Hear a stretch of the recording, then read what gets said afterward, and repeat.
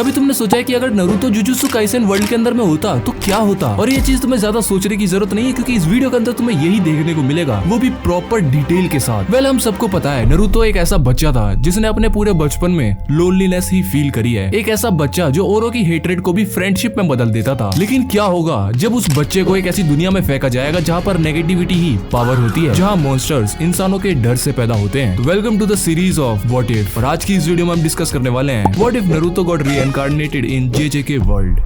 जब एक नॉर्मल इंसान मरता है तो उसकी सोल सीधा आगे बढ़ जाती है, लेकिन तुमने कभी ये सोचा है कि क्या होता है जब एक सबसे पावरफुल बीइंग जिसने गॉड्स तक को हराया हो वो मरता है? तो क्योंकि नारुतो वही इंसान है जिसने 6 पाथ की पावर यूज की है, जिसने एक टेल्ड बीस्ट को अपने अंदर पूरी लाइफ कैरी किया है, जिसने लिटरली डेस्टिनी तक को चेंज किया। और जब वो आदमी मरेगा तो कभी सोचा है क्या होगा? तो कहानी स्टार्ट होती है नारुतो की डेथ के बाद ही, जब एक फाइनल वॉर के दौरान नारुतो की मौत हो जाती है। हम सब सोच रहे थे कि 7th होकागे फाइनली अब रेस्ट करेगा, नारुतो को फाइनली अब पीस मिलेगी इन सारी वॉर से। लेकिन हमें भी पता था कि नारुतो की सोल नॉर्मल नहीं है, क्योंकि नारुतो की सोल काफी ज्यादा हैवी और डेंस थी, इतनी ज्यादा पावरफुल कि रियलिटी की बाउंड्रीज तक वीक पड़ने लगी थी, और इसी की वजह से ये कहानी स्टार्ट हो पाई। वेल, तो नारुतो की डेथ के बाद उसकी सोल नॉर्मली प्योर लैंड में जाने वाली थी, लेकिन प्रॉब्लम ये थी कि नारुतो की सोल कोई नॉर्मल शिनोबी की नहीं थी। उसकी सोल के अंदर 6 पाथ का चाकरा अभी भी बाकी था, और कुरामा की एनर्जी तो उसके साथ ही थी। और इसी एग्जैक्ट मूवमेंट जब नारुतो की सोल उसकी बॉडी को छोड़ने वाली थी, जेजेके यूनिवर्स में केंजाकू डायमेंशनल बैरियर के साथ एक्सपेरिमेंट कर रहा होता है, और वही एक्सपेरिमेंट एक मैसिव डायमेंशनल रिफ्ट को क्रिएट करता है। और इसी के बाद से ये कहानी और भी ज्यादा डेंजरस हो जाती है, क्योंकि जाने अनजाने में केंजाकू एक ऐसा पोर्टल खोल लेता है जो उसे कभी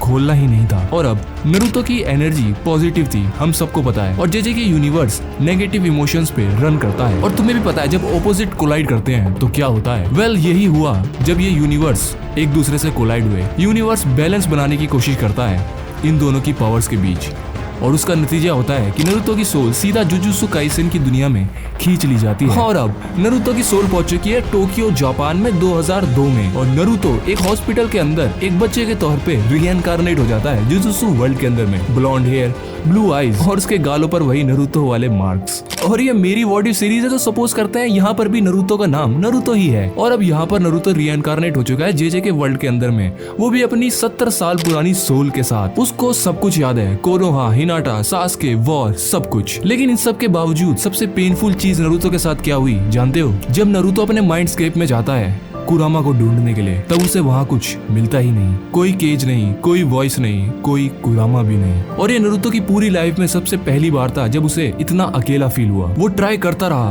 कि शायद उसे कुरामा की प्रेजेंस फील हो, लेकिन वो जेजेके वर्ल्ड के अंदर हुई ही नहीं। और अब 7 साल बीत चुके हैं, और नारुतो इन 7 सालों में सिर्फ एक ही चीज को ट्राई कर रहा था, वो है चाकरा मोल्ड करना। और इन सब के बावजूद नारुतो हैंड साइन प्रैक्टिस करता था, मेडिटेशन करता था, और नेचर की एनर्जी को फील करने की भी कोशिश करता था, लेकिन कुछ भी काम नहीं आ रहा होता है, क्योंकि जेजेके वर्ल्ड के अंदर लॉज कम्प्लीटली डिफरेंट है। यहाँ चाकरा एग्जिस्ट ही नहीं करता है, और जब चाकरा एग्जिस्ट ही नहीं करता है तो वो उसको कैसे ही अप्लाई कर सकता है? और फिर एक रात सब कुछ चेंज हो जाता है जब 7 साल का नारुतो घर वापस आ रहा होता है, जब नारुतो को सडनली एनवायरनमेंट थोड़ा वियर्ड फील होने लगता है, और वो नोटिस करता है कि अब हवा भी पहले से ज्यादा तेज हो चुकी है। और तभी उसकी नजर पड़ती है ग्रेड 3 कर्स्ड स्पिरिट पे, जो वहाँ से निकल के जा रही होती है। और तभी उस कर्स्ड स्पिरिट की नजर पड़ती है एक सिविलियन पे, और वो उस पर अटैक करने के लिए जाता है। और नारुतो इस चीज को पीछे से खड़ा होकर के देख रहा होता है, और नारुतो के इंस्टिंक्ट इंस्टेंटली एक्टिवेट हो जाते हैं। वो बिना सोचे कर्स्ड के सामने जंप करता है, और उसके सामने जाके अपना चाकरा यूज करने की कोशिश करता है, और वो पूरी जी जान लगाता है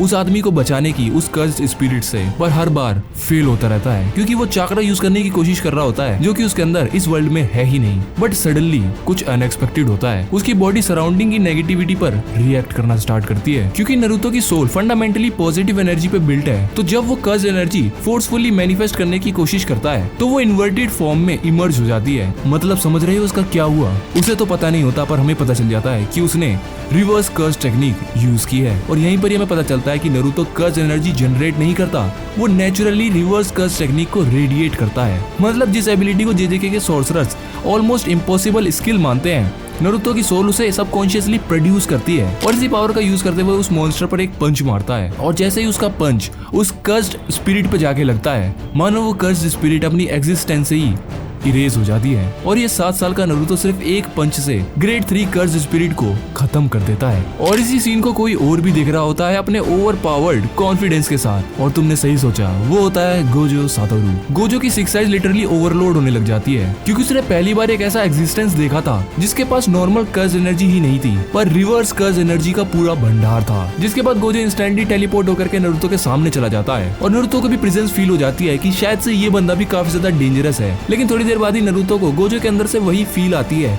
जो कि उसको काकाशी के अंदर से आया करती थी। मतलब उसका ऑरा उसको बिल्कुल सेम काकाशी की तरह फील होता है। लेकिन उसको यहाँ पर यह भी फील होता है कि ये बंदा मादरा जितना ही पावरफुल है। और तभी नरूतो गोजो को अच्छे से परखने की भी कोशिश करता है और इसी चीज को गोजो भी देखता है और थोड़ा सा सरप्राइज हो जाता है कि ये बंदा एक्चुअल में करने की क्या कोशिश कर रहा है। जिसके बाद गोजो इस बच्चे से यानी कि नरूतो से काफी ज्यादा फैसिनेट हो जाता है। लेकिन थोड़ी देर के सोचने के बाद गोजो समझ जाता है कि ये कोई मामूली बच्चा नहीं है, क्योंकि टेक्निकली जेजे के वर्ल्ड के रूल्स के अकॉर्डिंग ऐसा इंसान एग्जिस्ट ही नहीं करना चाहिए। क्योंकि गोजो ने ऑब्जर्व किया है कि नरूतो की फाइटिंग इंस्टिंक्ट कम्प्लीटली डिफरेंट है, कि अपनी फाइट्स के दौरान फ्लेक्सिबल मूवमेंट्स का यूज करता है, वो भी मार्शल आर्ट्स के साथ। और ये सारी टेक्निक्स जेजे के सॉर्सरर्स के लिए काफी ज्यादा अलग है। गोजो नरूतो से पूछता है तुम्हें कौन कौन से फाइटिंग स्टाइल्स आते हैं और तुम्हें ये सिखाया किसने। जिसके बाद नरूतो कहता है ये मुझे मेरे सेंसे ने सिखाया था और उसे जो फाइटिंग स्टाइल आता है वो उसे करने की कोशिश करके दिखाता है। जिसके बाद नरूतो एक्सीडेंटली एक ऐसी चीज कर देता है जिसे देख करके गोजो काफी ज्यादा सरप्राइज हो जाता है। वो एक्सीडेंटली एक क्लोन बना लेता है अपनी रिवर्स कर्ज टेक्निक का यूज करके, जिसे देखने के बाद गोजो इंस्टेंटली डिसाइड कर लेता है कि इसको पर्सनली ट्रेनिंग मैं ही दूंगा। क्योंकि गोजो को रियलाइज हो जाता है कि अगर ये बच्चा प्रॉपर्ली इवॉल्व हुआ तो ये जुजुत्सु सोसाइटी का पूरा बैलेंस डिस्ट्रॉय कर सकता है। अब गोजो ने तो डिसाइड कर लिया है कि वो नरूतो को ट्रेनिंग देगा। लेकिन एक बात तो तुम्हें भी पता होगी, लाइट जितनी ज्यादा ब्राइट होती है डार्कनेस उतनी जल्दी उसको नोटिस करती है। और जब नरूतो ने अपना क्लोन बनाया वो भी रिवर्स कर्ज टेक्निक से, उसी टाइम पर केंजाकू इंस्टेंटली इस डायमेंशनल इम्बैलेंस को फील कर लेता है। वो समझ जाता है कि इस वर्ल्ड के अंदर कोई अननोन एंटिटी एंटर कर चुकी है और वो पूरी कोशिश करता है स्पॉट करने की उस अननोन एंटिटी को, पर उसके कुछ हाथ नहीं आता। लेकिन फाइनली एक दिन जब वो नरूतो को ऑब्जर्व करता है तो वो शॉक हो जाता है, क्योंकि नरूतो किसी हेवनली रिस्ट्रिक्शन जैसा नहीं है, वो कुछ और ही है, एक मल्टी डायमेंशनल एंटिटी।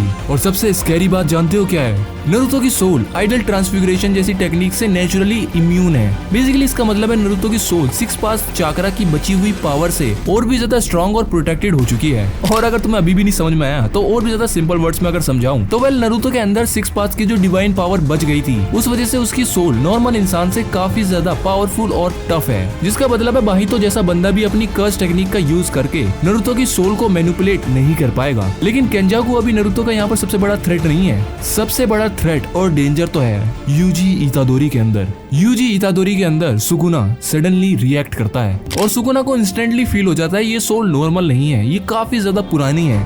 इनफैक्ट ये गॉड से लड़ चुकी सोल है और हजारों सालों में पहली बार सुकुना काफी ज्यादा इंटरेस्टेड हो जाता है और कहता है कि मुझे फाइनली एक वर्दी राइवल मिल चुका है। और अब नरूतो इवेंचुअली टोक्यो जुजुत्सु हाई को ज्वाइन कर चुका है और ऑनेस्टली यहाँ का पावर लेवल काफी ज्यादा इंसेन हो चुका है, क्योंकि यूजी इंस्टेंटली उसका दोस्त बन जाता है। क्योंकि दोनों की वाइब थोड़ी सी सेम है तो दोनों की काफी ज्यादा बनती है। और मेगुमी धीरे धीरे नरूतो की आइडियोलॉजी से इन्फ्लुएंस होने लगता है। लेकिन नोबारा नरूतो से काफी ज्यादा इरिटेटेड रहती है, क्योंकि यार नरूतो उसको कुछ ज्यादा ही छेड़ता है। बट इस सब के बावजूद नोबारा को नरूतो पे पूरा ट्रस्ट है। और रही बात नानामी की, तो इस वर्ल्ड के अंदर में नानामी नरूतो को जीरो एरोगेंस वाला बंदा समझता है और उसको काफी ज्यादा रिस्पेक्ट भी देता है। और रही बात शोको की, तो भाई ये बंदी नरूतो से काफी ज्यादा फैसिनेटेड रहती है, क्योंकि नरूतो एफर्टलेसली रिवर्स कर्ज टेक्निक का यूज करके औरों को हील कर सकता है। एक ऐसी एबिलिटी जो जेजे के वर्ल्ड के अंदर में ऑलमोस्ट लेजेंडरी लेवल पे ट्रीट होती है। और इस वर्ल्ड के अंदर भी नरूतो अपनी पुरानी आइडियोलॉजी को ही फॉलो करता है कि कैसे पीस ज्यादा मायने रखती है। और एग्जैक्टली इसी वजह से जुजुत्सु हायर अप्स